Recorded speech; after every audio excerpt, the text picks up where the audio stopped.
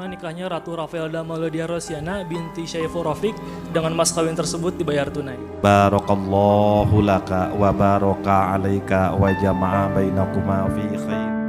Undang-Undang Nomor 1 Tahun 1974 mengamanatkan agar perkawinan yang dilakukan oleh warga negara Indonesia dicatatkan. Mereka yang beragama Islam mencatatkan perkawinannya di kantor urusan agama kecamatan dan mereka yang beragama selain Islam mencatatkan perkawinannya di kantor pencatatan sipil. Bagi warga negara yang beragama Islam khususnya dalam praktik pencatatan perkawinannya tidak jarang ditemukan permasalahan administratif yang dirasa berseberangan dengan hukum fikih yang mereka pahami dan yakini kebenarannya. Sebagai contoh adalah seperti yang baru-baru ini terjadi di Kota Tegal. Sepasang calon pengantin telah mendaftarkan diri di KUA untuk melaksanakan perkawinan pada tanggal yang telah ditentukan.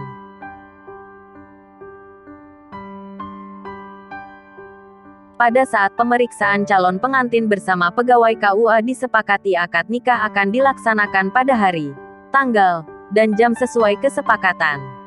Maka pada waktu tersebut penghulu yang bertugas datang ke rumah pengantin perempuan untuk menyaksikan dan mencatat perkawinan tersebut. Namun sebelum pelaksanaan ijab kabul pihak keluarga memberitahu penghulu bahwa sesungguhnya kedua mempelai telah melaksanakan akad nikah sejak 2 bulan yang lalu dan meminta untuk tidak dinikahkan lagi.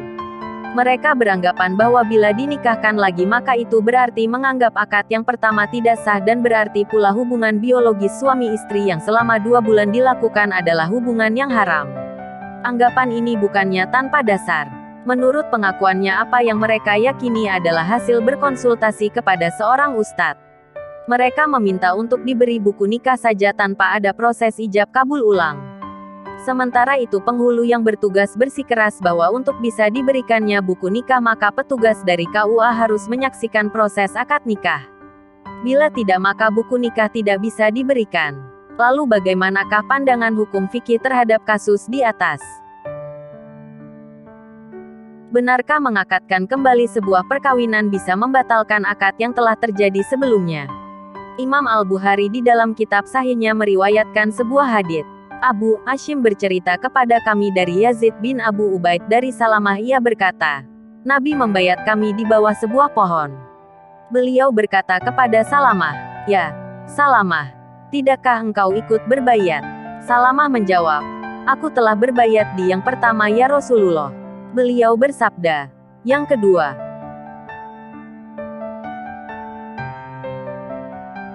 Dalam menjelaskan hadits tersebut Imam Ibnu Hajar Al-Asqalani dalam kitab Fathul Bari mengutip perkataan Ibnul Munir yang menyatakan bahwa dari hadits tersebut dapat diambil satu kesimpulan bahwa mengulangi akad dalam pernikahan dan perkara lainnya tidaklah merusak akad yang pertama. Berbeda dengan pendapat ulama yang berpendapat sebaliknya dari golongan Syafi'iyah.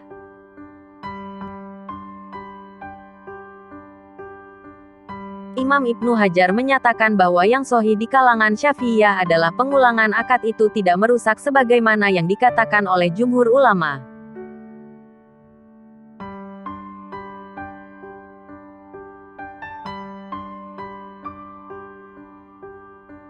Dari keterangan di atas maka jelaslah bahwa pengulangan akad nikah untuk kepentingan legalitas administrasi tidak merusak keabsahan akad nikah yang telah dilakukan sebelumnya sebagaimana dipersoalkan pada contoh kasus yang telah dijelaskan.